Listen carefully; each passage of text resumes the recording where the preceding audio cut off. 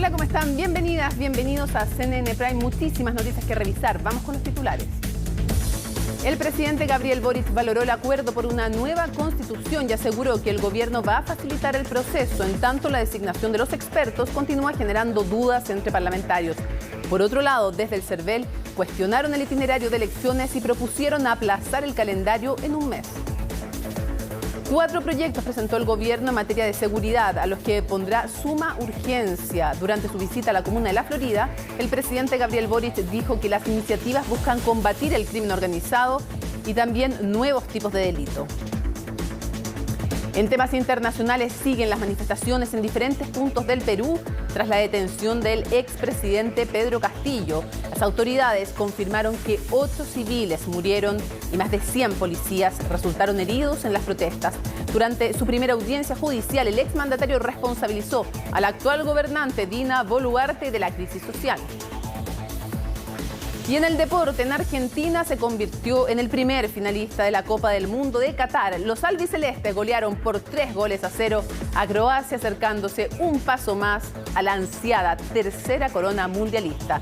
Todo eso y mucho más, porque aquí comienza CNN Prime.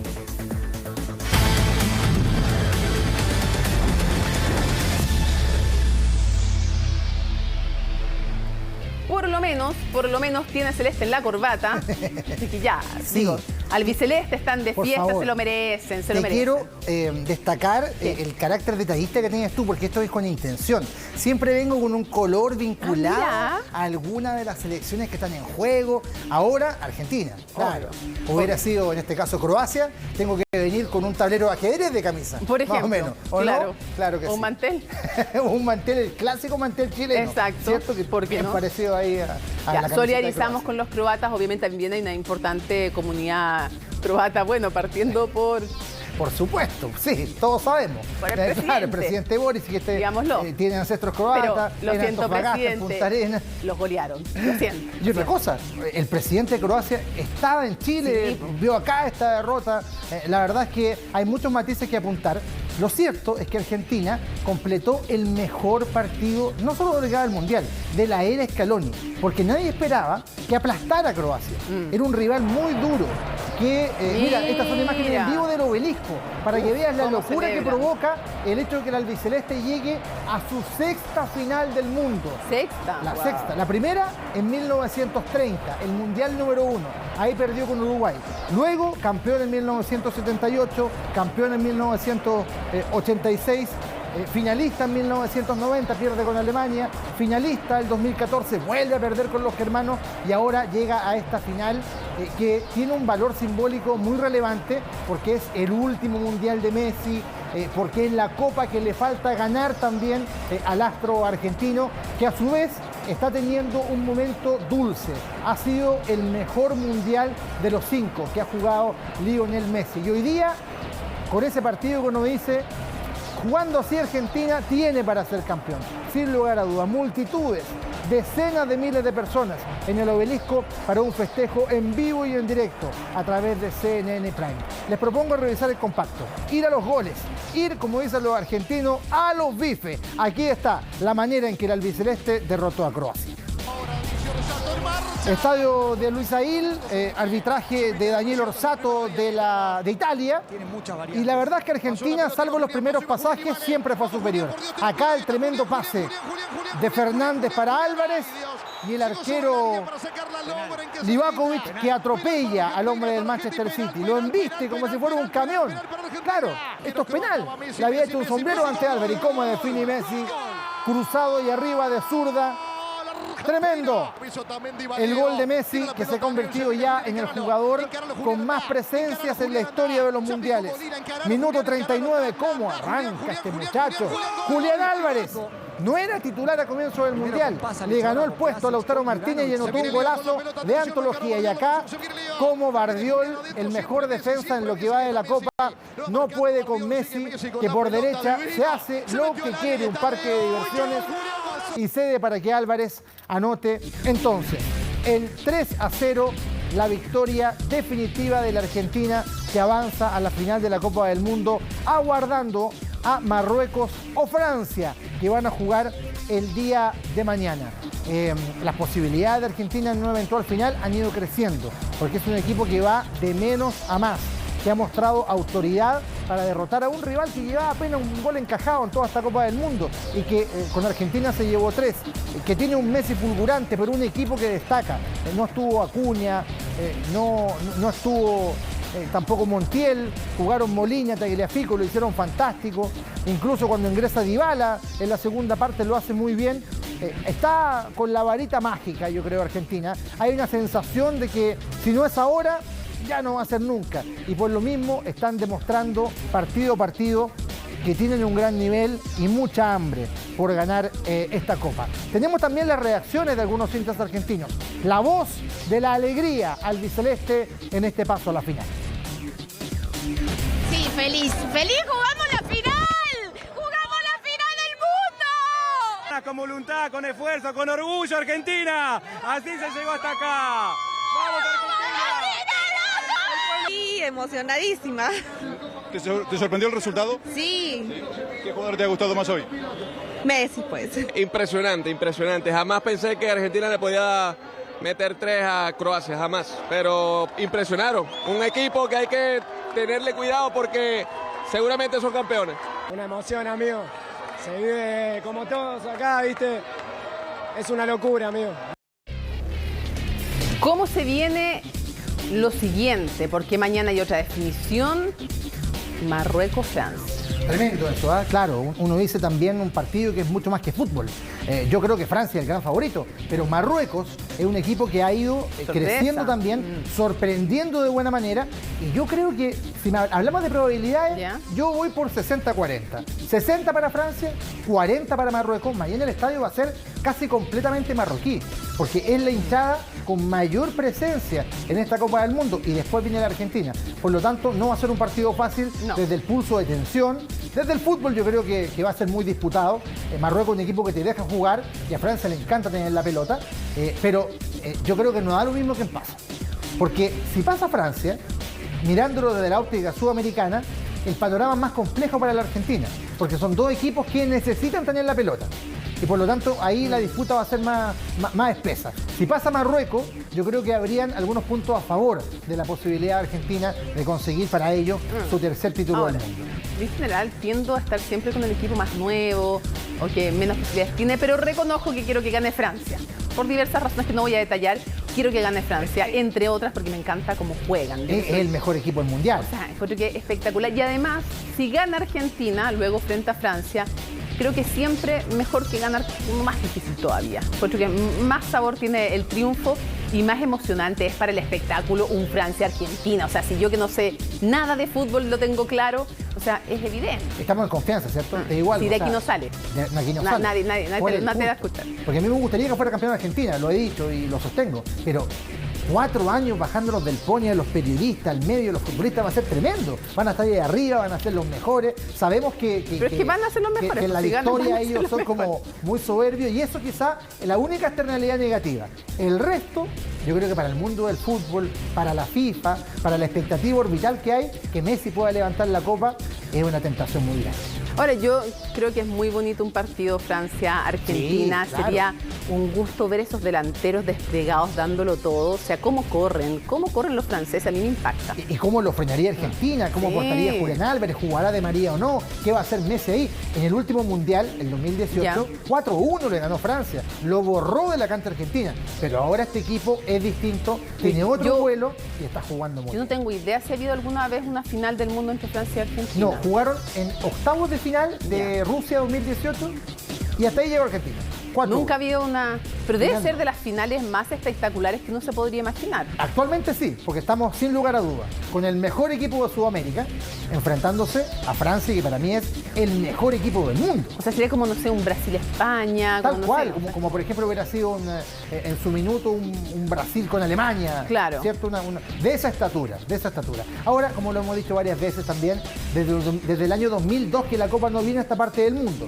Sería bueno que llegara de vuelta después de tanto predominio europeo también. Ok, quedemos en que gane Argentina, pero que se enfrente con Francia. Vamos a ver eso mañana. Yo creo que 60-40 a favor de los franceses contra los marroquíes. Vamos a ver, entonces, volvemos más rato. Más rato, con despacho en vivo desde allá, con notas, con un bloque muy completo. Me parece estupendo que tenemos una gran área deportiva aquí en CNN Chile, por supuesto, pero vamos también a otras arenas. Y nos vamos del deporte a la política, porque el Partido Republicano, con José Antonio Kast a la cabeza, comunicó que va a rechazar todo tipo de reforma constituyente, luego que la gran mayoría de las fuerzas políticas suscribieran un nuevo proceso. ¿Cómo asumió justamente todo el espectro político este acuerdo? La nota de Francisca Cárdenas. Fue el gesto que selló el acuerdo.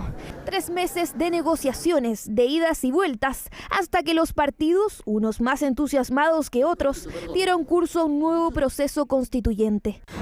Un aprendizaje de los procesos anteriores, como lo definió el presidente Gabriel Boric. Para poder arribar a una nueva constitución, todos en algún momento tuvieron que ser capaces de moverse de sus posiciones originales. Estoy seguro que en el Congreso primará el sentido de responsabilidad. El mandatario, según confesión del presidente del Senado, estuvo al tanto de cada paso que se dio para llegar a la firma del acuerdo que permite un nuevo comienzo. Generar a su vez las condiciones para una paz social de largo plazo. Porque si hay un factor de inestabilidad hoy día en nuestro país es precisamente la Constitución vigente, que no solo es controvertida, sino que es un factor de división. División que para algunos sectores ahora se genera por un par de puntos del texto firmado, dando cuenta que no todos quedaron contentos. En el acuerdo constitucional persisten los fantasmas de la democracia tutelada y la medida de lo posible faltó coraje y convicción, y a pesar de que no es lo que el PC proponía, como siempre, nos sumaremos al proceso. Y este acuerdo también es imperfecto, por lo tanto no representa nuestras aspiraciones, nuestras demandas, nuestro sentido de lo que debe ser un proceso con una soberanía popular plena. Es una traición a todas las personas que queremos cambios en Chile, porque a diferencia de lo que dijo el presidente Boric, no hay solamente una Cámara 100% electa, y los expertos no son simplemente personas que van a acompañar el proceso. Un proceso que tendrá reparos, algunos serios, otros más particulares, como lo hizo ver el diputado humanista Hernán Palma, acusando la supuesta cocina política. Esta vez está por el rechazo. Pero no se ha escrito ni una línea todavía. No, por eso, vamos a ver qué es lo que sale de estas conversaciones, pero yo creo que hoy día estoy aquí solito dando una señal de que hay un mundo allá afuera que no está aquí adentro, que no está conforme con esta manera de hacer política, por favor. Cada fuerza política tendrá algún reparo en alguna parte del camino respecto a este proceso, pero también en eso consiste una Constitución. No es un manifiesto político de un sector en particular. Y uno de los principales puntos que genera diferencias es el rol que tendrán los expertos que designará el Congreso Nacional para este proceso. Me gustaría que clarificaran aquí cuál es el concepto de expertos, porque expertos tenemos muchas materias. Yo no sé solamente van a ser expertos constitucionalistas o también van a haber expertos en diferentes áreas. Es que van a ser nombres de tal talante, de tal envergadura, que le van a dar tranquilidad a los chilenos respecto de quién va a redactar el texto constitucional. Ya hay quienes le cierran la puerta a una futura propuesta constitucional, una vez que el proyecto sea tramitado en el Congreso. Acusan que es una copia de la primera convención y que no exista un plebiscito de entrada. Escuchamos a parlamentarios del Partido Republicano decir que no iban a estar en las conversaciones, pero que si era un buen acuerdo iban a participar. Yo espero que así sea. Aquí nadie puede restarse de hacer un esfuerzo por Chile. Pero los republicanos, con su líder y ex candidato presidencial a la cabeza, dieron un portazo a cualquier tipo de participación de este proceso democrático. Algunos han señalado que esta es una segunda oportunidad para nuestra nación. Esta no es una segunda oportunidad, es un segundo error. Desde ya anunciamos que, independiente de la tramitación en particular que tenga este proyecto de reforma constitucional que tiene que pasar por este Congreso, la bancada del Partido Republicano lo va a votar en contra. Me parece que hoy no están las condiciones para darnos gustitos y dejar y esconder el proceso constituyente debajo de la alfombra. Tenemos una obligación con el pueblo chileno que mandató mediante un plebiscito a tener una nueva constitución. En la moneda el llamado es que los partidos que fueron firmantes del acuerdo cumplan con su palabra y apoyen el proyecto en su tramitación. Colectividades en las que no se encuentra el Partido Republicano y tampoco el PDG, donde acusaron ser excluidos de las conversaciones. Bueno, para habilitar este proceso constituyente es que se requiere una reforma a la actual Constitución para crear lo siguiente. ¿Cuáles son los órganos de este proceso constitucional? Son básicamente 3. Entonces, tenemos este Consejo Constitucional, son 50 consejeros 100% electos, paritarios. Atención, va a ser paritario, con lista cebra, o sea, mujer, hombre. 15 circunscripciones electorales senatoriales, regiones como Valparaíso, Metropolitana, Maule, Biobío, Araucanía, eligen 5 en cada región, lo cual quiere decir que van a tener una menor representación probablemente que lo que corresponde a su población. Por ejemplo, respecto a la región metropolitana, tiene el 40% de la población y no va a tener más que 5, igual que Valparaíso, por ejemplo. 50 consejeros entonces, 100% electos, paritarios. Por sobre estos 50 va a haber escaños reservados según el porcentaje de votación de gente que vote por justamente los escaños reservados. Va a ser proporcional, se calcula entre 2 y 6, más cercano a 3, 4, dicen algunos expertos, pero en fin. ¿Cuál es el cronograma? Primero, en diciembre, en las últimas semanas, se eligen a los expertos, que es este otro consejo que asesora al Consejo Constitucional. Este grupo de expertos, 24, 12 los elige el Senado, 12 los elige la Cámara de Diputados. Y en enero entonces comienzan a trabajar estos expertos en un anteproyecto. Ellos comienzan a trabajar en enero entonces, ya elegidos en diciembre. Seguimos avanzando en nuestro calendario y en abril se supone que hay elección de consejeros con voto obligatorio, pero ya les dijimos ayer, ya les señalamos ayer y hoy día lo ratificó el CERVEL que no dan los plazos. No hay posibilidad de que sea en abril esta elección, a menos que se cambie una regla que es súper importante. Antes de cualquier elección, 120 días antes se cierra el padrón. No hay 120 días, a menos que hoy día, en un solo día, se hubiera tramitado todo esto, cosa que no se hizo porque además era imposible. Por lo tanto, tienen que aplazar la elección o disminuir el plazo en el cual se cierra el padrón electoral. Veamos entonces, en mayo se instala el Consejo Constitucional. Insisto, esto se va a correr por lo menos un mes. O sea, no va a ser mayo, va a terminar siendo junio. Lo doy firmado. Se instala entonces el Consejo Constituyente, que es 100% electo y comienza a trabajar con los insumos que ha recibido de los expertos. En octubre se entrega el trabajo de este Consejo Constituyente y luego pasamos al proceso de armonización y viene entonces entre noviembre, diciembre, incluso puede que sea después, pero en fin, el plebiscito ratificatorio con voto obligatorio. Esos son los pasos, los plazos se van a tener que ir viendo y acomodando. ¿Por qué? Por lo que les mencionaba justamente, porque se requeriría haber tenido 120 días padrón cerrado antes de cualquier elección en abril. Ya no dan los plazos, o se disminuye o bien vamos a tener que cambiar este cronograma. Vamos, ahora hemos dicho la mosca para el coche del buey. Josefina de la Fuente, que ha estado justamente siguiendo proceso 1, proceso 2. ¿Cómo ha sido esta jornada ahí en el Congreso Nacional, Josefina? ¿Cómo se han recibido? También detallemos un poco más de lo que se ha ido sabiendo respecto de este nuevo proceso y del acuerdo y todas las dudas también que siguen vigentes. Sí, Mónica, ¿cómo estás? Muy buenas noches. Hay hartas preguntas todavía porque el acuerdo tiene hartos detalles, pero no todos. Y los demás van a quedar en este proyecto de reforma constitucional que va a entrar por la Cámara de Diputadas y Diputados a través de una moción parlamentaria que están redactando ahora. Y por lo tanto también hay hartas interrogantes por parte de los diputados, de los senadores respecto sobre todo al tema del nombramiento de la comisión de expertos. ¿Cuáles van a ser los requisitos para ser un candidato a esta comisión de expertos? Porque se habla de una trayectoria académica, técnica, indiscutible, pero tampoco se sabe si es que van a haber criterios adicionales, por ejemplo, una cantidad de años de experiencia profesional.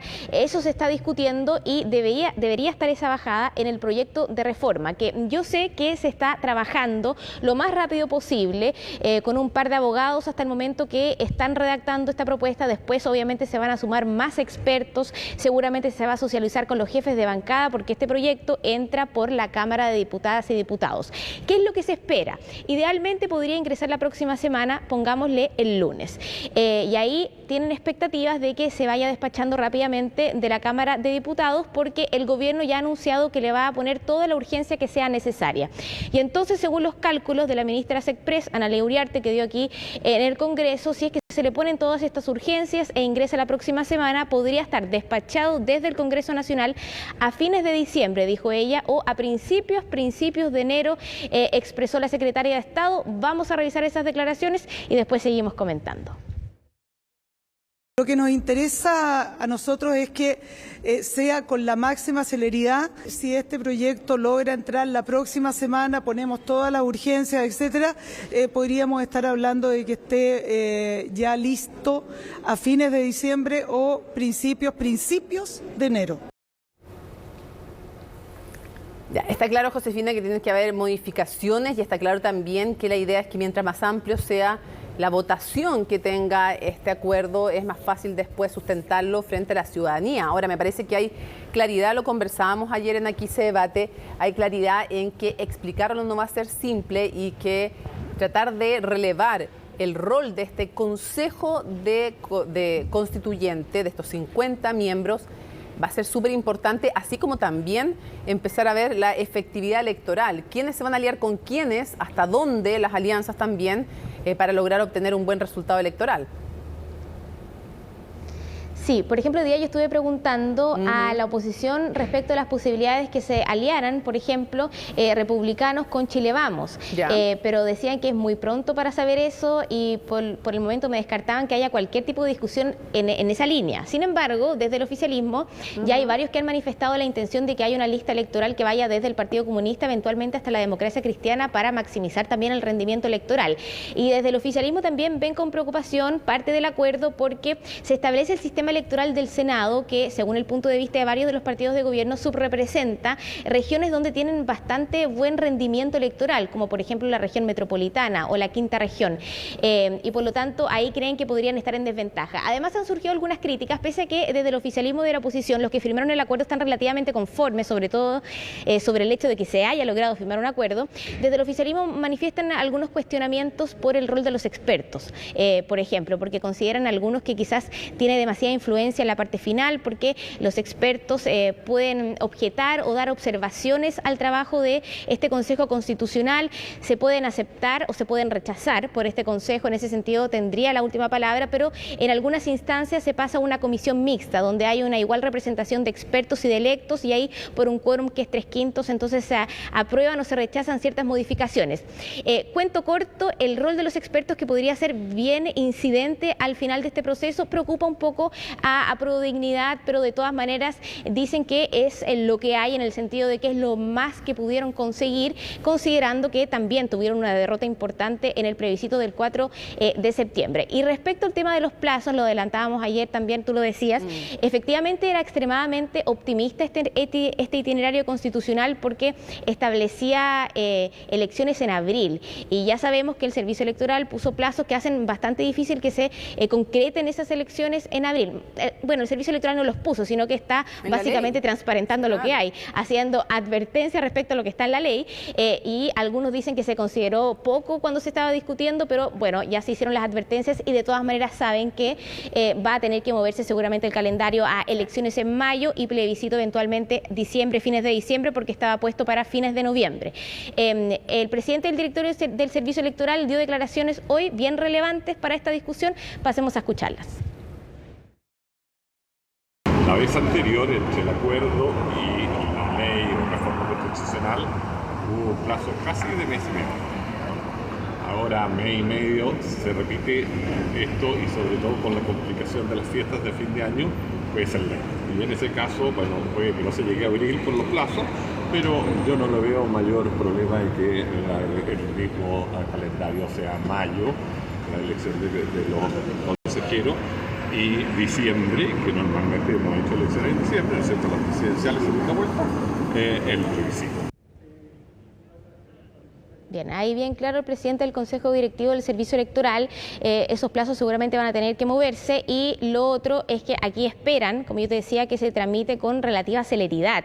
La ministra Cipres decía: ojalá a fines de diciembre ya esté tramitado. Algunos dicen que eso es demasiado optimista, porque también hay parlamentarios que no firmaron este acuerdo que quieren participar con indicaciones, que seguramente van a tratar de hacerle modificaciones. Vamos a ver cómo se da eso aquí en el Congreso, en la Cámara. De todas maneras están los votos, o sea, si es que se cuadran todos los pactos, todos los partidos que firmaron este acuerdo, no deberían tener ningún problema en pasar esto al Senado, porque son 4/7, están holgados, y por lo tanto, si es que no aprueba Republicanos o el Partido de la Gente y algunos independientes, de todas maneras todo indica que va a pasar, va a tener luz verde en la Cámara y después se iría al Senado. Ha habido todo tipo de reacciones, como yo te comentaba antes, y sobre todo lo que tiene que ver con los expertos. Dicen, ¿va a haber algún criterio establecido previamente para designar expertos o cada partido va a definir lo que considera un experto? Esas son dudas que se hacen los parlamentarios y también dicen que la negociación va a ser interesante porque hay que ver cuánto les corresponden a cada partido y cómo se va a negociar eso. Sí, a ver, un par de cosas. Ha generado bastante discusión el tema de que no sean remunerados los expertos, porque claro, hay algunos que pueden darse el lujo de no recibir remuneración, pero otras personas que podrían ser muy valiosas, a lo mejor su universidad, su centro de estudio, o trabajan en forma independiente y no pueden, en el fondo, no tener remuneración, tienen que mantener una familia. Entonces, algunos critican esto desde el punto de vista de la independencia que da el no tener sueldo, no tener salario, la dependencia que crea de quién te va a financiar ese tiempo, y por otro lado que puede tal vez elitizar un poco quienes accedan, solo los que tengan cómo financiarse sin ganar mes a mes un sueldo, ¿no?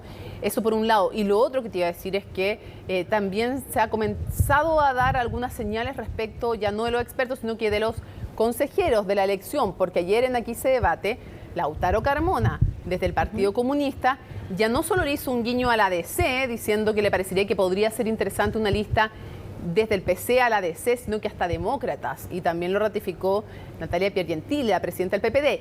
Y desde el otro lado, Diego Chalper ya le hacía algún tipo de guiño a republicanos, por mucho que republicanos todavía no está poniendo mucha atención a esos guiños, pero ya uno comienza a ver que cuando hay circunscripciones grandes, esfuerzos electorales grandes, se van a agrupar. Ahora, también tienen ahí la complejidad a ambos lados de que puede ser muy efectivo electoralmente, pero ¿cuánto les puede restar? Incluso en eficacia electoral, la no coherencia de las ideas que van a comprometer. Ya fue en el pasado complicado para Chile Vamos a aliarse con republicanos.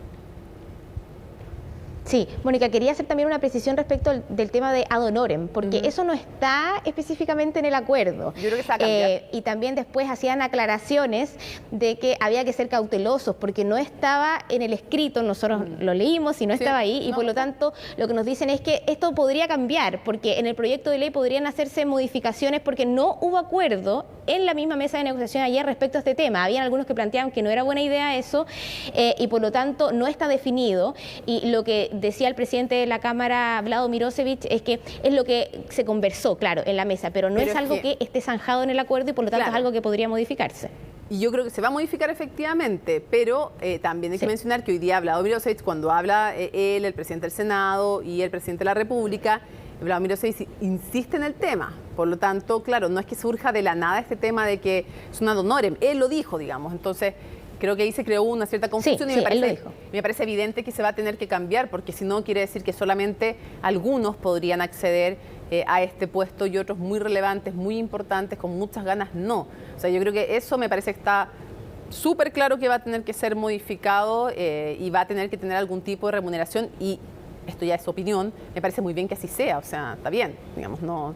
está muy bien que igual, en el fondo, igual están sacrificando otras oportunidades laborales, están prestando igual un servicio, el que sea remunerado no lo hace menos servicio.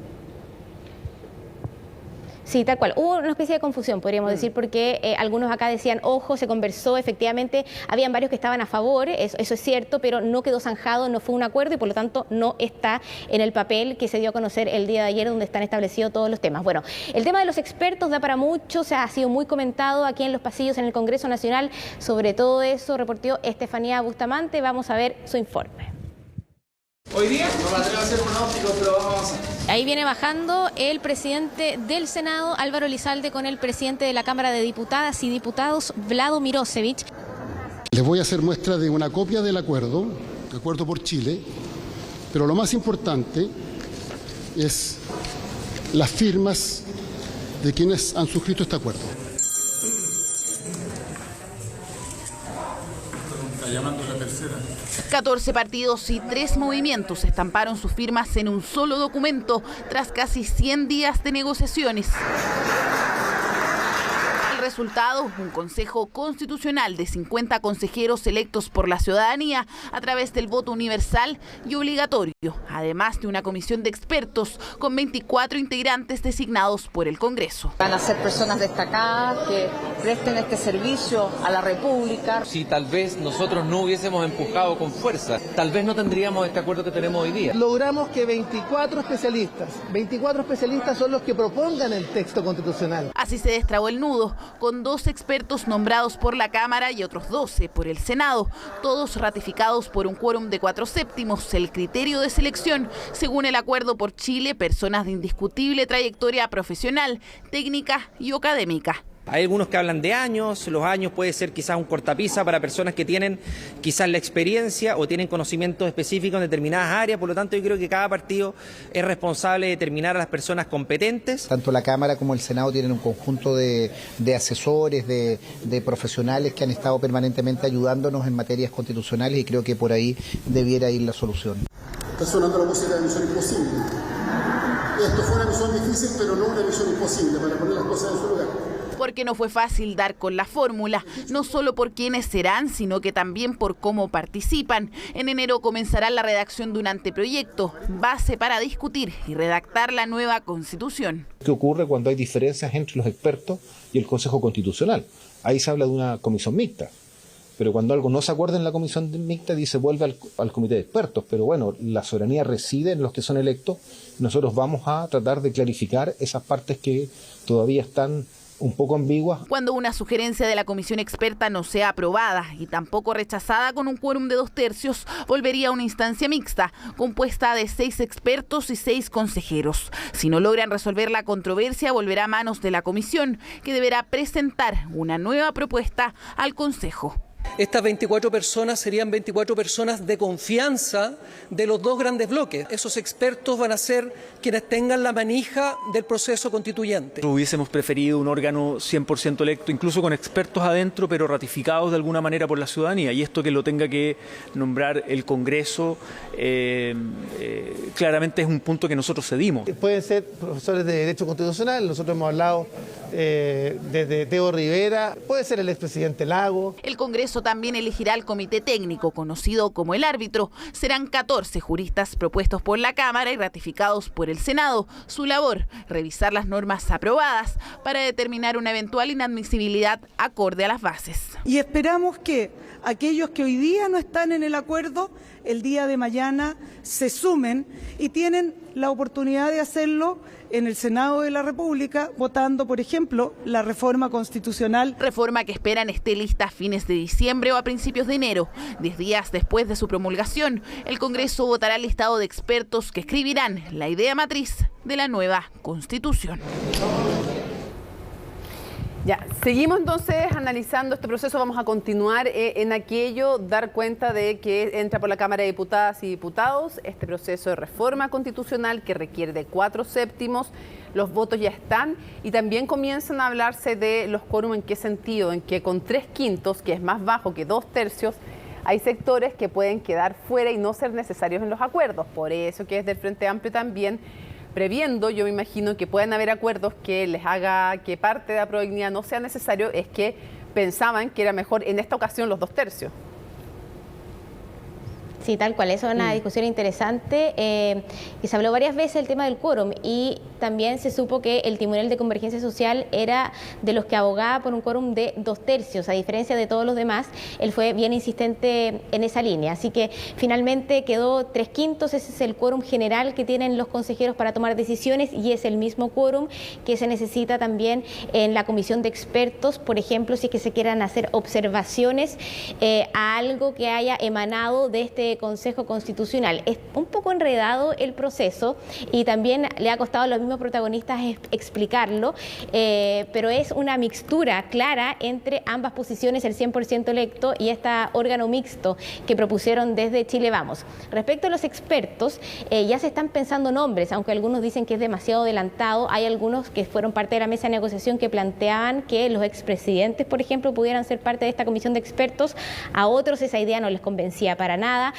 Algunos decían que podía ser gente que tuviera trayectoria en la política, quizás exministros del Tribunal Constitucional también podrían ser. Se ha pensado en algunos abogados que han trabajado en estos temas en cada uno de los partidos, así que nombres ya hay, aunque algunos dicen que es un poco adelantado, pero ya se está pensando porque no queda mucho para que se tenga que comenzar a designar por cada una de las colectividades. Sí, yo cierro diciendo, porque vamos a profundizar después con el expresidente de la Cámara de Diputadas y Diputados, el diputado Raúl Soto, que me alegro que la paridad sea obligatoria en cada una de las instancias, porque si fuera por mera espontaneidad en los pensamientos, siempre surgen puros nombres de hombres, y me avergüenza cómo los políticos en este país, y a veces también las políticas, no dan nombres de mujeres cuando hay abogadas destacadísimas de izquierda, de derecha, de centro, algunas que ni siquiera se les conoce mucho el pensamiento político, pero sí la tremenda trayectoria, y siempre los consultados hombres, siempre en el fondo los expertos hombres. O sea, por favor, hay mujeres, y es evidente, y por eso que es necesaria la paridad, porque espontáneamente no les nace, o sea, ver la foto. Hoy día solamente hacer un punto: los 3 poderes del Estado, ejecutivo, legislativo, judicial, y las 2 cámaras del poder legislativo están encabezadas por hombres. O sea, estamos en el siglo XXI, por favor. Así que quería hacer solo esa puntualización de por qué lamentablemente la paridad hay que forzarla, porque no es un problema de capacidad, no es que no haya mujeres capaces, es que no tienen las posibilidades de llegar a donde sí llegan con mayor facilidad los hombres, o les cuesta más. Josefina de la Fuente, después de este alegato paritario, te despido y seguimos atentos al desarrollo.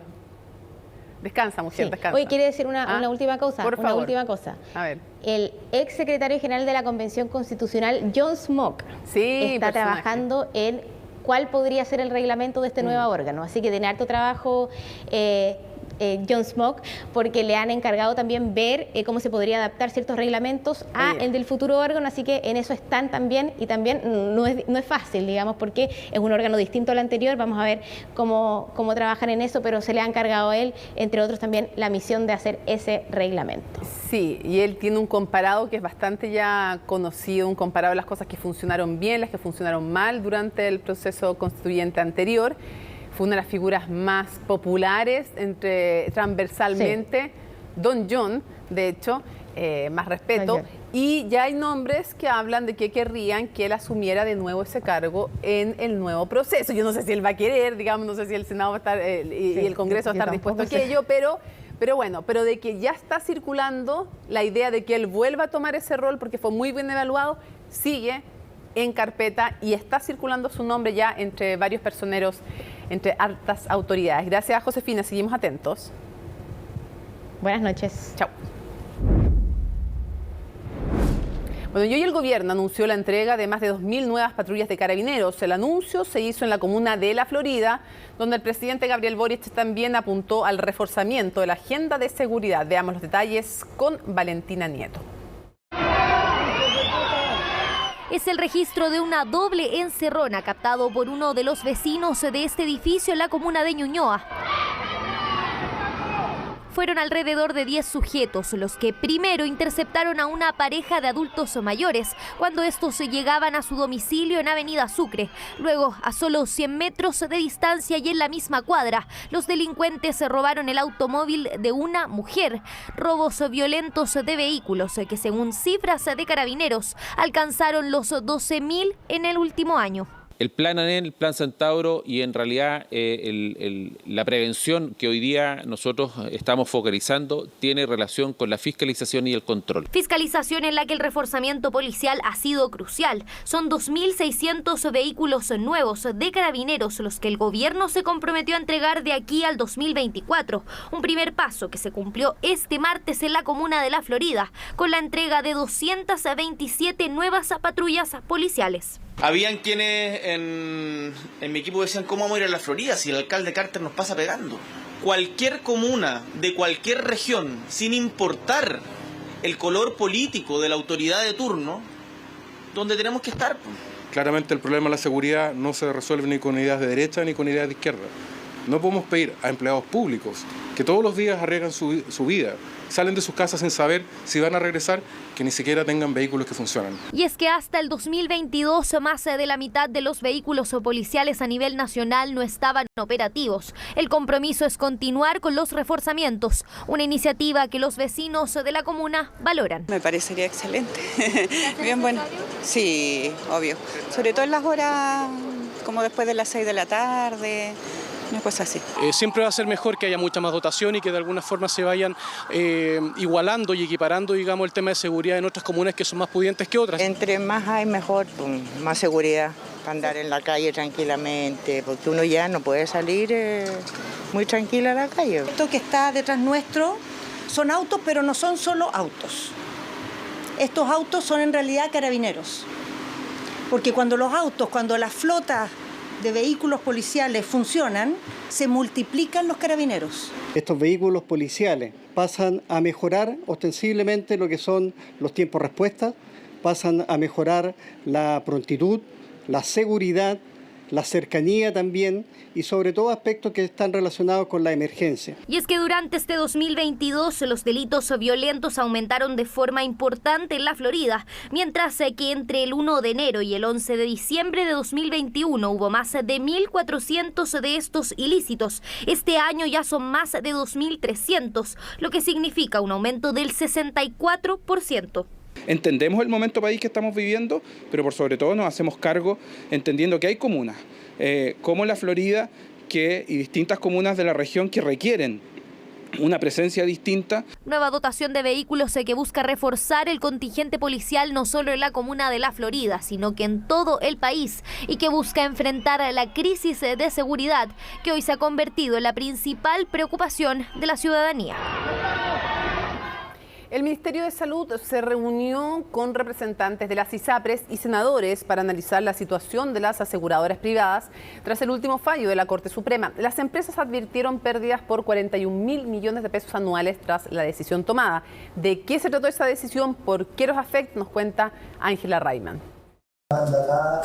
Hasta la Comisión de Salud del Senado llegaron las autoridades de la cartera y los representantes de las ISAPRES para analizar los efectos del último fallo de la Corte Suprema en contra de las aseguradoras. De acuerdo al Ministerio, al menos 2/3 de los planes de ISAPRES no cumplirían con las condiciones de la tabla definida por la Superintendencia de Salud en 2019 y por lo tanto deberán restituir los cobros en exceso. Alrededor de 40.000 planes que hoy día están vigentes, 2/3 de ellos no están con esa tabla, por eso hay que hacer el cálculo caso a caso para ver lo que ello implica y eso va a tomar un tiempo. Con el principio, como dije en primera instancia, de que nosotros vamos a tratar de resguardar y darle seguridad a los afiliados al sistema. La tercera sala del tribunal dictaminó que todas las ISAPRES deberán recalcular sus planes base, respetando solo un contrato por afiliado y con un cobro basado en la tabla única de factores. Además, no podrán cobrar por los menores de 2 años y todo lo recaudado en exceso será devuelto. El mecanismo debe ser resuelto por la Superintendencia de Salud en un plazo máximo de 6 meses. El fallo debe ser ejecutado, digamos, con un grado de racionalidad y prudencia. Eso significa que, claro, uno pudiera disponer de algunas normas, por ejemplo, de manera más inmediata o de manera todo a la misma vez, ¿no? Pero también podría implementarse de manera progresiva. Si se implementa de manera incorrecta, puede generar efectos irreparables al sistema de salud, tanto para los afiliados de ISAPRE como los de FONASA. En este contexto, el dictamen debe cumplirse a cabalidad y manteniendo el equilibrio del sistema privado. En la cita, las aseguradoras manifestaron estar en un difícil momento, donde además cuestionaron el punto del fallo de la Corte Suprema que excluye a los menores de 2 años de los planes base y los limita únicamente a la prima GES. Las aseguradoras denuncian que esta medida significaría una pérdida anual de 41.000 millones de pesos. Lo que dice la Corte Suprema es que para este grupo en particular se debe producir esta exención y eso cae dentro del rango de una política pública o es un programa de salud obligatorio que a nuestro juicio le corresponde al Congreso, le corresponde al Senado, le corresponde a la Cámara de Diputados y le corresponde al Ejecutivo. O sea, si tiene cuestionamiento respecto al fallo de la Corte Suprema, el presidente de la Asociación de ISAPRE tendrá que hacérselo saber a la Corte Suprema. Nosotros solamente tenemos aquí la obligación de poder cumplir y de poder establecer lo que el fallo dice. Actualmente las ISAPRES cuentan con más de 3 millones de afiliados. Sin embargo, acusan que durante los últimos años han sufrido una pérdida de 270.000 millones de pesos. La ISAPRES se defienden diciendo, bueno, hemos tenido pérdida por más de 250.000 millones estos últimos 2 años. Sí, pero eso se debe a la pandemia. Y los 600.000 millones de pesos de utilidades que tuvieron en los últimos 7 años. Lo que cabe es llegar a un acuerdo de cómo se implementa este fallo para 2 cosas. Para que los usuarios, los 3 millones que están ahí, mantengan sus planes, mantengan sus prerrogativas, no tengan que ir a FONASA a engrosar la lista de espera. Y 2, para que la viabilidad financiera, sin subsidio del Estado, permita que las ISAPRES vayan a un cambio que permita que sean seguros complementarios el día de mañana en una reforma de la salud. Buscar una solución legislativa que nos permita velar por los derechos de los afiliados de las ISAPRES y, en definitiva, poder visualizar efectivamente cuánto es el costo financiero. Tras la sesión, desde el MinSal aseguraron que se harán cargo de la situación para resguardar el derecho de los afiliados a las ISAPRES. Las aseguradoras, en tanto, insistieron en la necesidad de una implementación adecuada de la sentencia que no provoque el cierre del sector. El comercio ilegal en Barrio Mex continúa con sus característicos toldos azules. Las autoridades están conscientes del tema y siguen fiscalizando, pero no han podido erradicar las ventas de este tipo. Desde mayo se han detenido a 426 personas en la zona, pero claramente no ha sido suficiente. Los detalles en el informe de Macarena Román.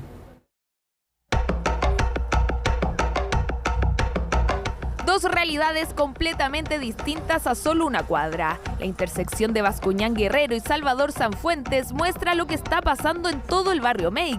Intensa fiscalización de carabineros en algunas zonas, pero todo lo contrario a metros de ahí. Desgraciadamente vienen en la mañana hasta como las 12, 1 de la tarde y después se van. Desgraciadamente deberían estar todo el día porque mire, así está todo despejado, pero ellos se van y llegan dentro del ambulante. Se nota bastante la ausencia de ellos cuando no se encuentran acá. Sí, a veces están, a veces no están, a veces están por allá, a veces están por aquí, a veces se forma el caos, a veces hay paz y tranquilidad. Es relativo. Realidad de la cual son conscientes las autoridades, por eso dicen que no bajarán los brazos aunque es un trabajo de largo tiempo. Eso sí, destacan que continúe circulando el transporte público en el sector y los decomisos que se siguen concretando. Solo la semana pasada se retiraron cerca de 44 toldos azules. Sabíamos que esto no iba a ser fácil, nosotros dijimos desde un comienzo que esto iba a ser un trabajo que iba a requerir un esfuerzo permanente por parte de las autoridades, así lo hemos visto. Quiero decirles que de aquí a fin de año tendremos más de 70 puntos de intervención en distintos barrios comerciales de Chile, parte del programa Somos Barrio Comercial de la Subsecretaría de Prevención del Delito. Es que es un problema nacional que tiene sin duda como uno de los protagonistas al barrio Meix. Desde que se comenzó a intervenir el sector en mayo de este año se ha detenido a 426 personas. 77% corresponde a chilenos y 23 a extranjeros. Además, el 2% de ellos son menores de edad. Por lo que estamos en un servicio conjunto de fiscalización de tránsito como es en la calle Bascuñán Guerrero, adicionalmente mayor fiscalización del comercio legal y de mayores rondas también desde nuestra Dirección de Prevención y Seguridad Comunitaria y de Carabineros. Trabajo del municipio liderado por la alcaldesa Iracy Hasler, que es valorado por algunos de los integrantes del consejo, pero fuertemente criticado por otros. Dicen que la situación no llegaba a estos límites con las antiguas autoridades. Bueno, la alcaldesa lamentablemente para ella todo está perfecto y está todo genial y no es la realidad, no es lo que nosotros todos vemos en las calles. Antes lamentablemente no era así, o sea, antes no existía toma de calles como existen hoy día los vehículos no pueden pasar. Entonces, esto no es algo que haya empezado el año 2021, esto llevamos varios años y yo creo que sí queda a la vista que gobiernos locales anteriores dejaron de estar. Cuál sea la opinión, lo cierto es que la fiscalización continúa. Según cifras de Carabineros, entre mediados de mayo y fines de noviembre se han realizado casi 79.000 controles en Meix y retirado 201 estructuras de comercio ilegal o reconocidas popularmente como toldos azules. En pocos días comienza la temporada estival y el rubro del turismo ya se prepara para recibir a miles de personas. Se espera que ingresen al país más de 1,5 millones de extranjeros y en el aeropuerto internacional se preparan para aquello. Daniela González nos cuenta de todo. Comienza la temporada estival y ya muchos piensan en sus vacaciones. No, acá en Santiago nomás. O Viña, a lo mejor nos vamos a Viña y vamos a ver. Austria, me gustaría Austria. Atacama, a mí me gustaría mucho. No, que ya tengo un destino ahora en enero, voy a Asunción, Paraguay. Caleta Tortel. Sí, creo que es como uno de los que me falta, así que tengo anotado en la lista. Precisamente Caleta Tortel, Aysén, es una de las regiones predilectas para los extranjeros. Se espera que 1,5 millones de turistas de otros países entren a Chile solo entre diciembre y marzo. Los lugares con mayor demanda, Antofagasta, Magallanes y Aysén, destinos imperdibles, altamente codiciados por el turista extranjero. Para este año 2022, y luego de que eliminamos las restricciones sanitarias para la llegada de turistas extranjeros a nuestro país, vamos a recibir en el último trimestre un poco más de 800.000 turistas adicionales que no hubiéramos recibido si hubiéramos mantenido esas restricciones. Pero, ¿qué pasa con el turista nacional? Los chilenos prefieren vacacionar dentro del país. Las 3 regiones con mayor flujo de visitantes son Valparaíso, la región metropolitana y la de la Araucanía. Por eso, y pensando en el gran flujo de vuelos mixtos, el Aeropuerto Internacional Arturo Merino Benítez habilitó una nueva zona para llegada y salida de pasajeros. Se trata del nuevo Terminal 2D, con 10 puertas, 150 puntos para check-in automático y reforzamiento de tecnología y personal. Porque este es el fruto de un trabajo de 8 meses que llega en el mejor momento, porque la reactivación económica ya no es una promesa. Estamos viendo los primeros frutos y no me cabe la menor duda que este verano va a ser un muy buen verano para todos aquellos que trabajan en torno al turismo, no solamente acá en Santiago, sino en todo Chile. Buenas noticias para el turismo, pero usted se ha preguntado cuáles son los destinos internacionales que elegimos los chilenos. Los destinos preferidos por los chilenos en este momento, en el número 1 se encuentra Brasil y con gran diferencia. En él destacan destinos como Río, Florianópolis o Bucios. Y luego le siguen otros destinos, sobre todo de Caribe, como Colombia, República Dominicana, México, Cuba. Este año recién se alcanzarán cifras similares al 2019, prepandemia. El 2020 y 2021 fueron años negros para el turismo y la economía. Esta temporada estival pretende cambiar el escenario. Se espera gran movimiento de turistas y los principales atractivos de nuestro país están listos para recibirlos. Solo horas le quedan al presidente Gabriel Boric para que tenga que entregar el nombre del nuevo candidato a fiscal nacional al Senado. Se barajan varias opciones y el llamado que hacen desde el gobierno es a pensar en la ciudadanía. De aquí nos cuenta Belén Saldías. Se agota el tiempo para la designación de un nuevo candidato para liderar la Fiscalía Nacional. El plazo que tiene el presidente para presentar el nuevo nombre al Senado termina este miércoles, por lo que las expectativas son bastante altas. Son 33 los votos que se necesitan para ratificar al candidato propuesto por el Ejecutivo. La primera vez José Morales solo obtuvo 31 votos, por lo que será necesario presentar un nombre que genere consenso. Nosotros vamos a actuar de manera seria y responsable. Y tal como ocurrió con la anterior propuesta del Ejecutivo, vamos a escuchar al candidato en la Comisión de Constitución, Legislación, Justicia y Reglamento, y una vez que lo escuchemos, vamos a tomar la decisión. Nosotros no vamos a adelantar juicios de valor. Para mí es que tiene que seleccionar el presidente una persona que tenga la capacidad de aunar los criterios que están hoy día al interior de la Fiscalía Nacional, por lo tanto un liderazgo convocante, fuerte y al mismo tiempo un enfoque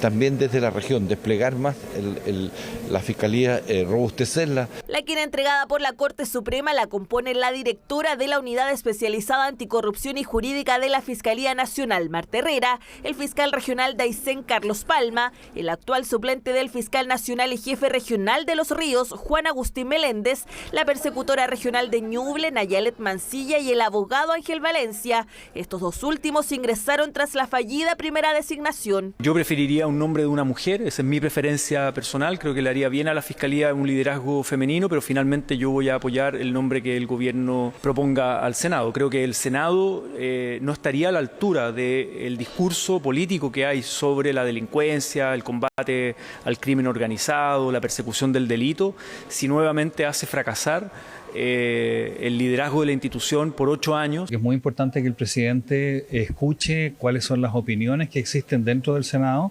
para poder nominar a una persona que no le signifique un nuevo fracaso.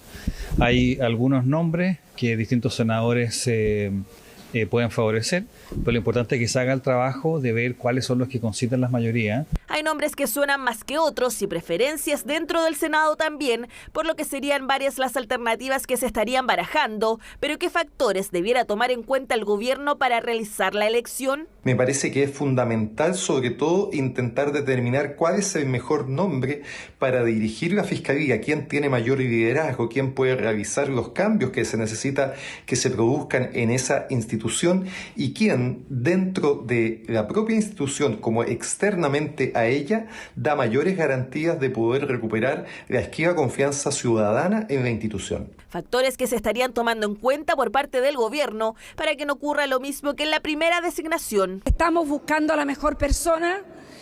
Nosotros queremos hacer un llamado, como lo hemos hecho en otras ocasiones, a cuidar la Fiscalía. Esto es muy importante para el país, muy importante para la persecución penal. Esperamos contar con los apoyos en el Senado en esta segunda ocasión y seguiremos conversando para buscar la mejor persona para el cargo. En esta misma línea se refirió el presidente de la República, Gabriel Boric, quien realizó un llamado hacia el Senado para que se tome en cuenta la importancia que tiene el designar a un fiscal nacional prontamente. Estoy de acuerdo en que el debate respecto a la Fiscalía Nacional no ha estado a la altura de lo que esperan los ciudadanos. Esto no se trata de lo que más le interesa a un senador o si este es un gallito para el gobierno o no.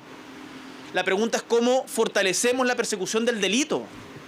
Ese debiera ser el centro del debate. El plazo para entregar el nombre del candidato culmina este miércoles, por lo que los senadores tendrían que votar la ratificación del candidato a más tardar el próximo lunes 19 de diciembre, ya que tienen solo 5 días corridos para hacerlo desde que reciben el oficio por parte del presidente de la República. Expresidente de la Cámara de Diputadas y Diputados, el parlamentario Raúl Soto nos acompaña. Muchas gracias por estar con nosotros. Gracias a usted, Mónica. Muy buenas noches. ¿Qué hizo posible que hubiera acuerdo? O en otras palabras, ¿quién cedió más? No hagamos la declaración políticamente correcta de en una negociación todos ceden. Honestamente, ¿quién cree que cedió más aquí? La verdad, yo creo que todos cedieron y que se logró un equilibrio, pero yo diría que el actor más relevante en los últimos días fue sin duda alguna el presidente Gabriel Boric. ¿Por qué? Porque logró unir al oficialismo, logró hacer también que la oposición entendiera que había ciertos principios que resguardar y que por lo tanto teníamos que ceder ambas partes para lograr un equilibrio que nos llevara a una mezcla entre participación democrática en la ciudadanía para garantizar un marco razonable de legitimidad social, pero al mismo tiempo, ¿verdad?, un acompañamiento de expertos y expertas que le dieran la tranquilidad de un buen trabajo técnico al futuro proceso constituyente. El hecho de haber dicho, y si no, vamos a un plebiscito de entrada, ¿sirvió? Sin duda que sirvió, pero también era un riesgo. Siempre fue desde el día 1 el plan B, la posibilidad de tener un plebiscito sobre el mecanismo y que la ciudadanía decidiera en caso de que no hubiera un acuerdo lo suficientemente robusto para mostrarle un camino al país. Sin embargo, ¿siempre fue un plan B de quiénes? ¿De ustedes en el oficialismo? Sí, bastante transversal, diría yo. Después, con el tiempo, fue generando más dudas, ¿verdad? Y yo creo que fue ganando más terreno la idea de que era necesario dar una señal de certeza desde el mundo político a través de un acuerdo que ordenara el sistema político en un momento de mucho desorden y de fragilidad. Faltó coraje y convicción. A pesar de que no es lo que el PC proponía, nos sumaremos al proceso de disputar espacios a quienes siguen creyéndose dueños de Chile. Democracia tutelada. Faltó coraje y convicción. El alcalde Jadwe, frente al acuerdo. ¿Qué le parece? Yo le diría al alcalde Jadwe, si él u otras personas querían repetir exactamente igual el proceso anterior que ya fracasó, eso va contra las reglas de la lógica. Haber hecho exactamente lo mismo, lo más probable es que nos hubiese llevado a un resultado similar, a un nuevo fracaso. Y no podíamos correr el riesgo, ni el más mínimo, de tener un nuevo proceso fracasado. Entonces, había que recoger lo bueno del proceso, la participación democrática, por eso que el corazón de este acuerdo por Chile es un órgano 100% electo, pero también hacer algunas correcciones. ¿Y cuánto dañan estas palabras del alcalde Jadwe, estas críticas del alcalde Jadwe? ¿Cuánto peso a su juicio tiene el alcalde Jadwe y cuánto daño le puede hacer a este acuerdo? Bueno, yo espero que este acuerdo, que fue firmado desde la UDI hasta el Partido Comunista y por lo tanto es uno de los acuerdos más amplios, más transversales y más robustos de los últimos años, sea un acuerdo respetado y no solamente respetado, que defendamos, porque acá lo que está en juego no es solo la palabra de los partidos que suscribimos y de las bancadas, acá lo que está en juego es la reivindicación de la política en un escenario donde los populismos, los autoritarismos y los extremos están a la vuelta de la esquina amenazando nuestra democracia, y hay que ver lo que ocurrió en Perú. Era muy importante dar una certeza, reivindicar la política del diálogo, del consenso, de los acuerdos, donde somos capaces de dejar las trincheras de lado y poner por delante el interés de Chile. ¿Está diciendo usted que el alcalde Jadwe está en una trinchera? Bueno, acá había que tener una combinación de factores. No, pero yo no estoy preguntando eso. Lo que estoy preguntando es directamente para que pasemos a otro tema. Quiero saber si usted cree o no que le hace algún daño estas palabras del alcalde Jadwe o le parece que no es relevante. Bueno, yo creo que siempre hay opiniones que inciden en la opinión pública y por eso digo que el acuerdo hay que respetarlo y hay que cuidarlo, porque es muy importante que sea ejecutado de buena manera para que el proceso sea exitoso y para que tengamos una buena y nueva constitución. ¿Qué le dice el Partido de la Gente y a Republicanos que el Partido de la Gente todavía podría cambiar, o al menos algunos de ellos podrían cambiar, pero Republicanos no van a aprobar ninguna reforma constitucional? Ya les ha mandado algún mensaje también Diego Chalper, pero ¿qué le diría usted a Republicanos y al Partido de la Gente? Mire, más que a ellos. Es que a ellos le estoy preguntando. Sí, pero esto es algo más general. Yo creo que todos quienes legítimamente decidieron restarse de este acuerdo, Republicanos lo anunció a poco andar de las conversaciones, al principio estaban en la mesa, deciden bajarse porque sinceran que no quieren una nueva constitución, ¿verdad? Y esa opción, perfecto, están afuera. El PDG sí participó, en algún momento también decidió restarse.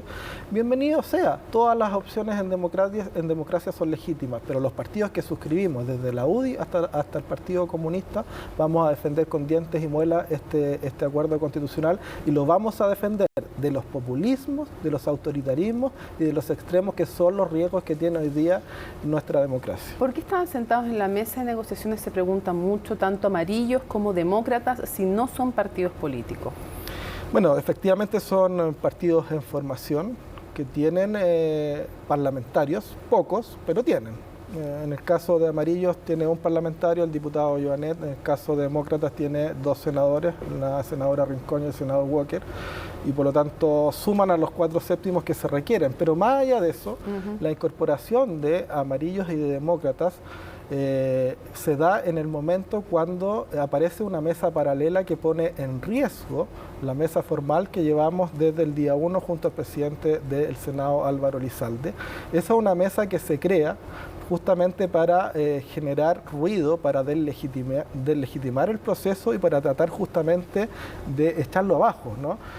Y se genera un grupo de personas entre amarillos, demócratas, pero sobre todo de PDG y republicanos, ¿verdad?, que empiezan a formar esta mesa paralela.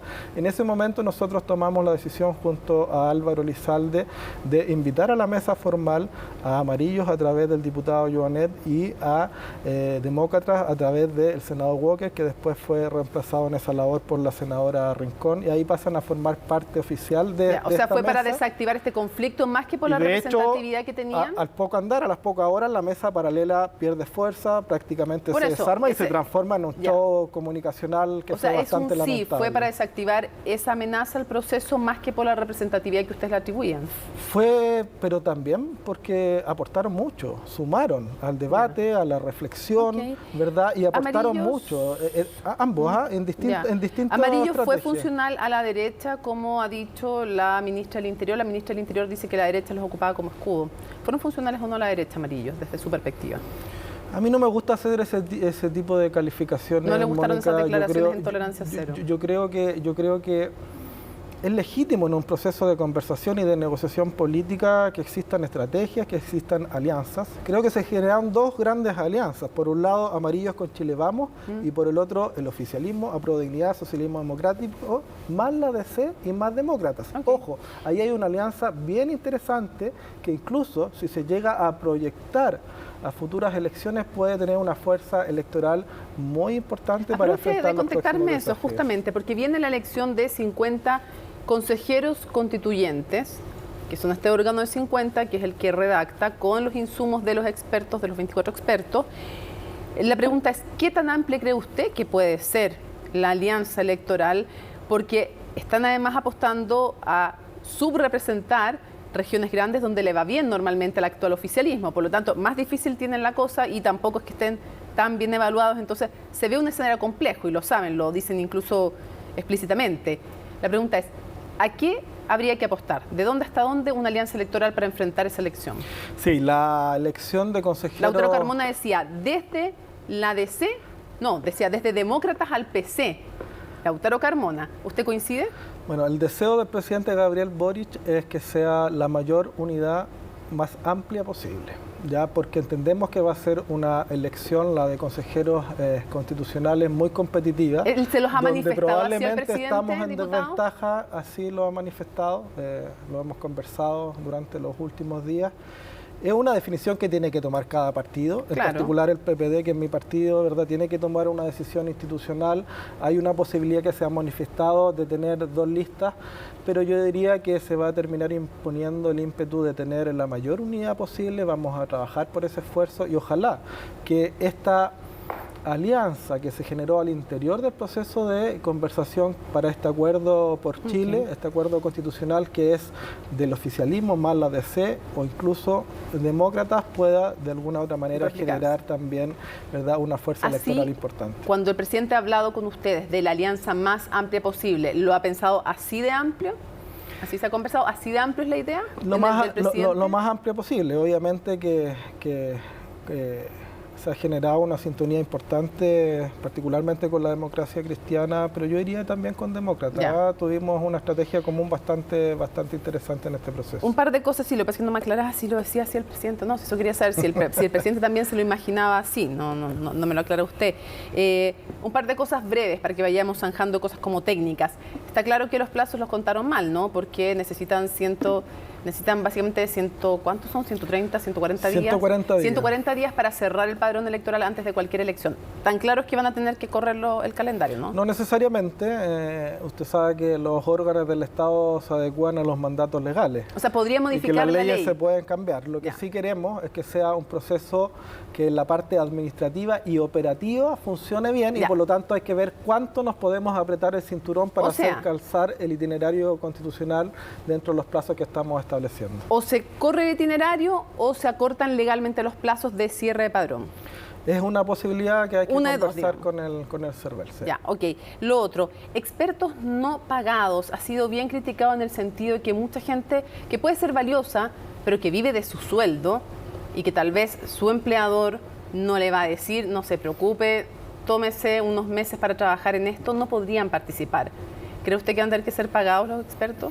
A ver, esa es una decisión que fue parte del acuerdo. ¿Es una decisión o es una idea? Porque no está en el acuerdo. No, es una idea que se conversó, yo diría a último minuto, y probablemente no se reflexionó lo suficiente. O sea, ¿usted cree que se va a tener que cambiar? Y si es necesario hacer algún ajuste en el trámite legislativo, bienvenido sea. Yo personalmente, esta es una opinión personal, creo que es razonable que si van a haber expertos y expertas con nivel de participación e incidencia importante, requieren dedicación exclusiva y van a estar volcando sus conocimientos y su experiencia a este esfuerzo colectivo de construcción de un texto constitucional, que puedan tener una retribución que además, de cierta manera, les impide tener, ¿verdad?, esa posibilidad de tener influencia de algún tipo, ¿verdad?, subterránea, de grupos económicos, de grupos políticos, de lo que sea. Cualquier manto de duda en esto yo creo que hay que despejarlo. O sea, mejor hacerlos independientes también económicamente, respecto a su sustento. Por supuesto. Ya. Otra cosa, ¿sí o no? Expresidentes como expertos. Hay propuestas desde que algunos sí, otros no, todos. Gloria Hutt ayer dijo que creía que el expresidente Sebastián Piñera, nos dijo en el programa Aquí se debate, que creía que el expresidente Sebastián Piñera, lo dijo Gloria Hutt, no lo dije yo, no iba a querer sumarse. ¿Sí o no expresidentes y cuáles? Primero déjeme decirle un criterio general y después mi opinión y respondo directamente a su pregunta. Tienen que ser personas intachables, probas, ¿ya?, y que tengan una destacada trayectoria académica y profesional. Es decir, cuando los ciudadanos de nuestro país vean la nómina de expertos y expertas, que no se genere ninguna duda muy por el contrario, que exista tranquilidad y certeza de que esas personas van a realizar una buena labor. Por lo tanto, la responsabilidad de los partidos y de las bancadas es buscar las personas adecuadas para ejecutar de manera correcta, porque en gran parte el éxito de este proceso y de este acuerdo va a depender de la ejecución correcta de este acuerdo, ¿no? Yo tuve la oportunidad de conversar con el presidente Lagos unos días antes de la firma de este acuerdo. Me estuvo dando algunos consejos en los días finales para poder avanzar en fórmula y ir cerrando y acercando posiciones. Y creo que una persona destacada, con trayectoria, sin duda podría ser un experto en materia constitucional que aporte a esa labor, ¿por qué no? El expresidente Sebastián Piñera, ¿sí o no? Mire, yo creo que tienen que ser personas que generen sin duda alguna tranquilidad. ¿No lo genera el expresidente? No una pugna desde el punto de vista político. Ya, el expresidente Sebastián Piñera. El presidente Lagos tuvo una incidencia en una reforma constitucional del año 2005. Ya, ¿sí o no el expresidente Sebastián Piñera? Yo creo que sería muy polémico. Ya. No. ¿Y el expresidente Eduardo Frei? Ahí tendríamos que preguntarles a la democracia cristiana.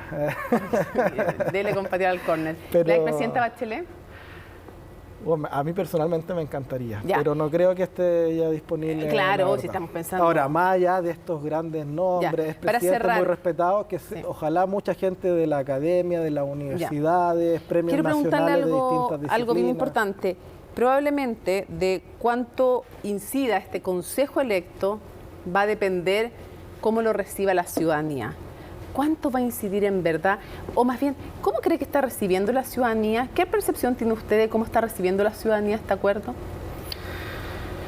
Mire, yo creo que estamos en un proceso de entender recién, ¿eh? No es fácil, es un proceso con características bien complejas, con una mixtura interesante, pero que hay que empezar a digerir. Pero yo le quiero asegurar que, habiendo estado desde el día 0 hasta el último día de este acuerdo constitucional y donde se barajaron muchas alternativas y muchas posibilidades, que este es un buen acuerdo constitucional para Chile. Cierro con lo siguiente. La siguiente pregunta, diputado. Habla la ciudadanía finalmente. ¿Qué tanto va a cambiar la nueva Constitución la realidad de Chile? O bien, ¿qué tan distinta puede llegar a ser la nueva Constitución de la actual? ¿O va a ser gato pardo, que todo cambie para que nada cambie? Se lo digo en el contexto de estas 12 bases constitucionales, este consejo de expertos, los árbitros que están...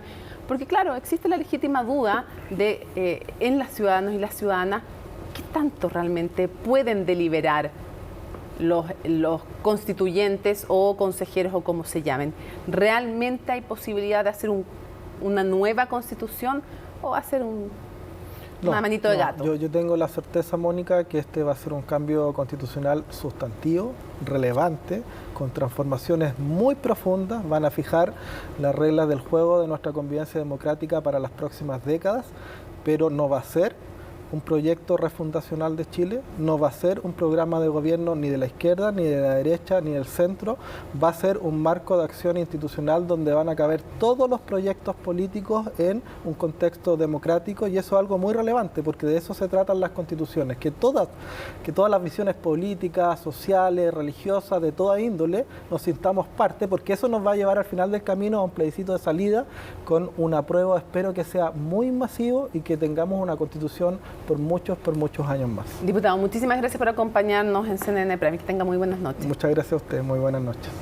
Nos vamos a algo que mencionaba el diputado, nos vamos a Perú justamente porque la presidenta Dina Boluarte llamó a la calma hoy ante las violentas protestas que se registran en varios puntos del país y que han dejado ya 8 personas muertas. La mandataria también respondió a los 4 países de la región que no la quieren reconocer como jefa de Estado, dirigiendo un mensaje especialmente a Argentina. Laura Soto nos cuenta. Mañana a la 1 y 2 de la tarde quiero que me acompañe mi pueblo, porque en ese momento. Creo que señor Castillo Terrones, no es el espacio para este tipo de proclamas. Era la primera vez que escuchábamos un mensaje de su propia boca desde que fue detenido el miércoles pasado, oportunidad que el expresidente Pedro Castillo no desaprovechó para llamar a sus simpatizantes a mantenerse en las calles, aunque el juez le impidió seguir con su proclama. El contexto fue la audiencia en la que su defensa buscaba apelar a su detención preliminar que vence este miércoles. La justicia peruana finalmente dictaminó que el exmandatario continúe bajo custodia hasta esa fecha. El presidente, terminada la audiencia, ha escrito una carta que se las voy a leer en este momento. Y sobre todo al pueblo, señora Dina, mire el lugar que ocupa. La hago responsable a usted y a todo su círculo que la acompaña del feroz ataque a mis compatriotas. Castillo se refiere en su carta a los enfrentamientos que se han registrado en los últimos días entre los efectivos de la policía y los manifestantes, especialmente en el sur del país, donde han resultado civiles fallecidos. Yo había dado las indicaciones a la policía de no usar ninguna arma letal, ni siquiera perdigones de goma. Llamo a mis hermanas de Andahuaylas, a todo el Perú en general, calma. Con ello, la mandataria desautorizó al jefe de la región policial de Lima, que horas antes había anunciado que usarían perdigones de goma ante la violencia de las protestas. Solo en la capital, los manifestantes atacaron la noche del lunes las instalaciones de algunos medios de comunicación como Panamericana TV, América TV, Canal N y Exitosa. ¡Presa basura! ¡Presa basura! En Cusco intentaron tomar el aeropuerto, lo que obligó su cierre. Y en el departamento de Apurímac destruyeron este martes la sede de una fiscalía local. Los manifestantes, por su parte, acusan represión policial. Hemos sido reprimidos por la Policía Nacional del Perú, cuando su deber y su obligación es sobre resguardar a la ciudadanía. Tengo hijos policías, pero estos miserables, ¿cómo nos provocan? Y lo vamos a insurgir, y la gente está en las calles, ya tomar las armas. Mientras tanto, en la región ya hay 4 países que piden la restitución al poder de Castillo, además de desconocer a Boluarte como presidenta. Estamos hablando de Argentina, Colombia, Bolivia y México. El presidente de este último evitó este martes responder si da su reconocimiento o no a la mandataria peruana. Es que lo del reconocimiento no existe en la diplomacia mexicana. Lo que plantea el convenio es que se debe respetar la voluntad del pueblo que lo eligió. Boluarte respondió al comunicado conjunto, afirmando que entrará en contacto con los mandatarios de los países involucrados. Aún cuando el presidente de Argentina el mismo día miércoles me ha llamado para felicitar la asunción al cargo como presidenta de la República. No entiendo por qué ahora su cambio de parecer. Es una crisis que no solo complica al país internamente, sino que también podría afectar las relaciones con los otros líderes izquierdistas de la región que no han querido dar su apoyo explícito al presidente destituido. Estamos junto al editor del área internacional, Mario Arriaga, aquí en CNN Prime, para comentar las noticias de este ámbito. Sigue generando alta repercusión las diferentes líneas de reacción, Mario, respecto del intento de golpe en Perú. Sí, ¿cómo estás, Mónica? Lo conversábamos, de hecho, con el equipo de Inter, que esto puede provocar, lógicamente, una división en cuanto a las posturas que hay en la región frente a esta crisis. También se ha manifestado Maduro, que obviamente ha apoyado a Castillo, y también Honduras, Xiomara Castro, la presidenta de ese país, que también ha respaldado al destituido presidente peruano. En pocos minutos más, Mónica, va a haber una nueva reunión, Consejo de Estado, que va a encabezar Dina Boluarte. Como lo digamos en la nota de Laura Soto, la idea de ella es que se pueda aplicar el estado de excepción en todo el país, si es que la violencia continúa, y hasta ahora eso sigue sucediendo, especialmente en el sur y también en la capital, en Lima. Y también, como veíamos, Mónica, la decisión de adelantar aún más estas elecciones presidenciales, sabiendo ya, Dina Boluarte, que de aquí al 2024, con este ambiente que tú misma lo viviste allá, es difícil que siga en el cargo Dina Boluarte, aunque eso es potestad del Congreso, ella misma lo decía, el Congreso es el que tiene que ver si es que se adelanta o no. Claro, pero ella propone políticamente, y además había una frase muy buena que decían varios analistas, que se ha repetido estos días: llegar al 26, un imposible; adelantar para el 24, un sueño; 2023, un imperativo.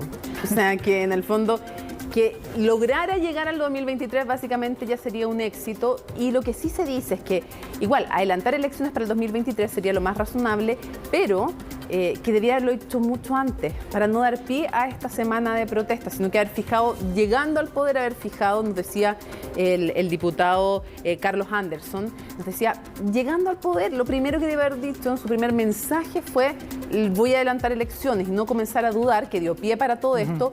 Y lo otro que nos decía además, también solo llamar a elecciones sin proponer rápido algunas reformas que hagan más sustentable la llegada al poder de quien sea que llegue al poder, incluso si fuera ella misma, no tiene sentido.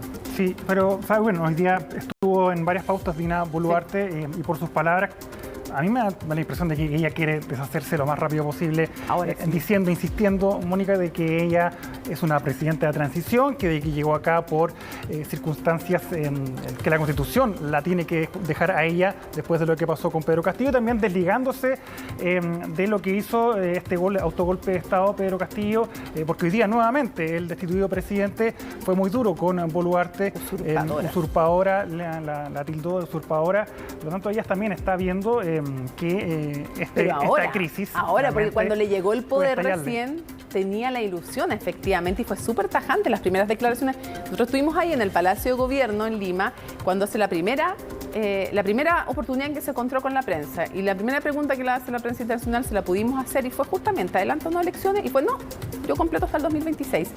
Luego, al correr de los 2-3 días, comenzó a hacer un giro al día 2 de esa conferencia, afuera de su casa, frente a varios medios. Dice: bueno, podría ser si la gente lo pide, y ya cuando estallan las protestas, entonces le cambia completamente el panorama, porque está muy fresco en todos los peruanos, está muy fresco el recuerdo del 2020 de noviembre, cuando cae PPK, después llega Vizcarra, sacan a Vizcarra, ponen a Merino, y hay unas protestas que en 5 días lo sacan del poder. Merino el Breve.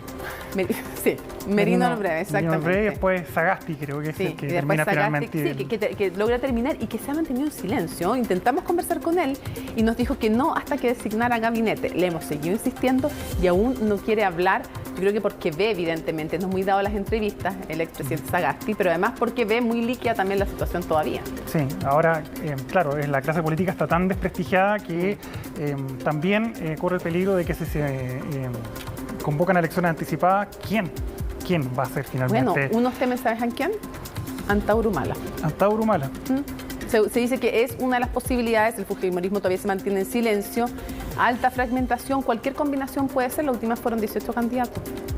Está bien complicada la situación en Perú. ¿Cómo salir de este embrollo? Vamos a Irán con noticias bien lamentables, Mónica, porque hoy día se ha confirmado ya por parte del Sindicato Profesional Internacional de Futbolistas que este joven de 26 años, futbolista profesional iraní, Amir Nasser Assaani, de 26 años, fue condenado a la pena de muerte. Uno de los 11 condenados a la pena capital por parte del régimen de los ayatolás en medio de estas manifestaciones. ¿Cuál es su delito? Haber apoyado precisamente las demandas específicamente de los sectores que reclaman reformas al régimen de los ayatolás. Todas estas protestas, recordemos, después de la muerte de Mahsa Amini en septiembre, ha generado obviamente repercusión internacional esta noticia, porque él no estaba jugando en la selección, no participó en la selección de Qatar, pero sí es un reconocido futbolista muy joven de 26 años que participó en una de estas protestas, fue detenido y fue condenado entonces el fin de semana a la pena de muerte. En el día de ayer, Mónica, nada más ya fue condenado a otra persona a la horca. Para que se hagan una idea, esto es muy brutal, cómo se llevan a cabo la ejecución de estas penas de muerte. Son muchas de ellas en las calles, colocan grúas amarran la cuerda y cuelgan frente a todas las personas a quienes se atrevan a criticar entonces a Teherán después de estas manifestaciones. Así que es bien preocupante la situación que ocurre en este país. Se espera que futbolistas internacionales, la propia FIFA, obviamente se refiera a este caso. Vimos que los jugadores de la selección durante el Mundial de Qatar guardaron silencio cuando se entonó el himno y la amenaza fue directamente a sus familiares, a sus círculos cercanos desde Irán. Si es que volvían a hacer nuevamente ese tipo de protestas, las consecuencias le iban a pagar sus familiares. Así que es bien complicada la situación, ya casi 500 muertos según ONGs de derechos humanos en protestas que hasta ahora solo han sido respondidas con violencia, con represión por parte del régimen de los ayatolas.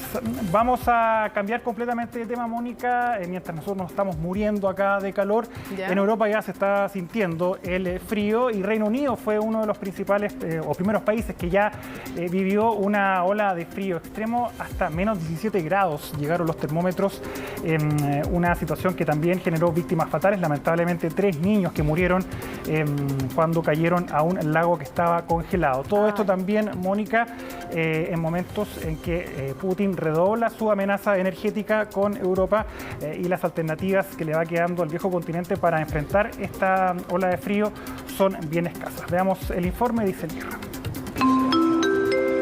La paciencia era un requisito más para abordar un vuelo en los colapsados aeropuertos de Londres. Los pasajeros han debido convivir entre largas filas y viajeros durmiendo en el suelo, mientras afuera una fuerte tormenta ha obligado a cientos de aviones a permanecer en tierra. Este es solo uno de los tantos inconvenientes que están sorteando por estos días en Reino Unido y otras partes de Europa, producto de la ola de frío extremo. Oh, for God. No, don't get out. A los problemas en las rutas se suman las interrupciones en los trenes. La nación europea no sentía un frío como este desde hace más de una década. Aquí los termómetros han llegado a marcar 17 grados bajo cero, obligando el cierre de algunas escuelas. Hace bastante frío. La capa superior del río está congelada, por lo que no hay barcos navegando. Adentro está bien, ya que la caldera está funcionando, lo cual es agradable, pero está helado. El sistema frontal ya deja víctimas fatales. 3 menores de edad perdieron la vida tras caer a un lago que estaba congelado. Estos lagos pueden parecer pintorescos, pero pueden ser letales. Reino Unido no es la única nación que se ha teñido de blanco, producto de la intensa ola de frío. En Rusia estas embarcaciones quedaron completamente congeladas tras una tormenta de nieve, mientras en Francia los termómetros han caído hasta 6 grados por debajo del promedio para la época, forzando al teletrabajo. La guerra en Ucrania ha dejado un efecto inesperado en Europa, el alza de las cuentas de la luz, y eso se explica por la dependencia al gas ruso y los cortes de suministro deliberado que ha realizado el Kremlin. Por eso no son pocos líderes quienes acusan a Putin de impulsar una guerra energética. And since many months he is using energy as a weapon. Trying to use the winter as a weapon. ¿Cómo calefaccionarán sus hogares y cuánto costará eso? Es la pregunta que muchos europeos se hacen por estos días. Eso explica el pedido inédito que han hecho varios gobiernos: moderar el uso de la calefacción y usar primera capa. El problema es que no hay gestión en absoluto. Hemos descuidado el sistema de producción. Claro que me preocupa, porque si tenemos cortes de luz en pleno invierno, yo que tengo calefacción eléctrica, me va a impactar mucho. Y para evitar un posible apagón, algunos países están pensando en lanzar campañas de reducción de energía. Es el caso de Reino Unido, que estrenará un anuncio por televisión sobre cómo ahorrar dinero este invierno, aunque el verdadero problema podría no ser ahora, sino el próximo año. Este invierno parece que estamos fuera de peligro, pero la crisis no ha terminado y el 2023 puede ser mucho más difícil que este año. Hay quienes sí están disfrutando de la nieve y el frío, que continuará durante la semana. La diversión para ellos estará garantizada durante los siguientes días, porque podría ser recién la próxima semana, cuando las temperaturas alcancen los valores normales de la época. Lo cierto es que esta primera ola de frío de la temporada es solo una muestra de lo que deberá lidiar Europa con una crisis energética a cuestas. Mónica, hoy día se vivió una verdadera fiesta en la Casa Blanca. Más de 5.300 invitados que presenciaron la firma que finalmente protege, la firma de la ley que protege finalmente a nivel nacional, federal en Estados Unidos las uniones, el matrimonio homosexual y las relaciones interraciales. Todo esto encabezado por el presidente Joe Biden, que quiso darle un tono especial a esta decisión finalmente, Mónica. Y vemos a Sam Smith, un reconocido cantante y también activista LGTBI, también Cyndi Lauper, que estuvo presente en los jardines de la Casa Blanca.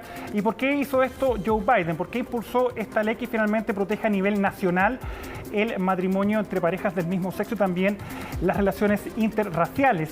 Todo esto se da, Mónica, por lo que ocurrió con la Corte Suprema de Estados Unidos, que finalmente derogó este fallo que sostenía o que permitía la legalidad de la interrupción del embarazo, el aborto a nivel nacional.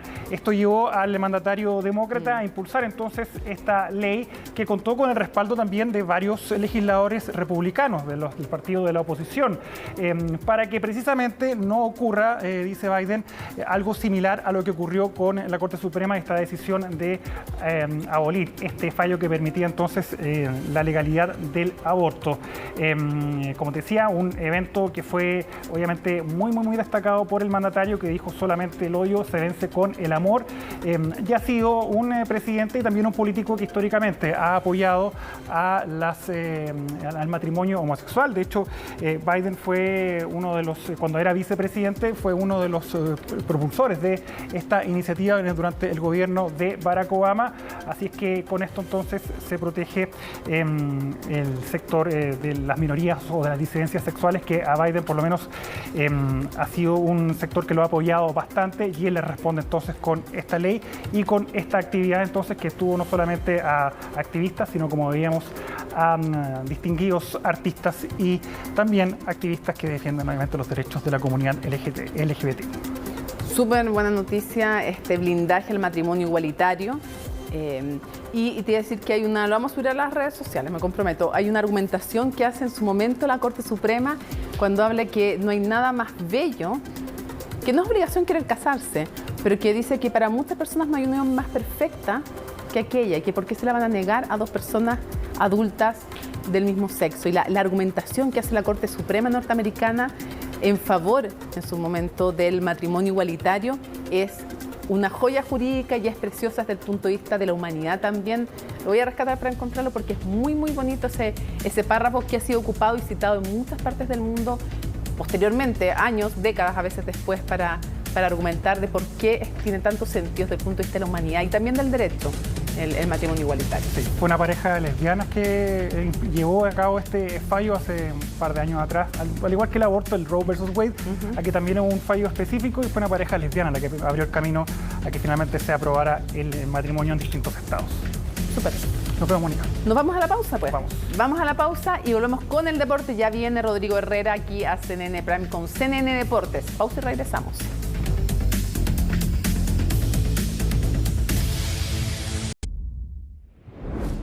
Termina CNN Prime, pero viene, por supuesto, CNN Tiempo y después Futuro 360, digo, así que no se separen de la compañía de CNN Chile. Martes 13 de diciembre, así estuvo nuestro país y el mundo. Somos CNN Chile. Buenas noches.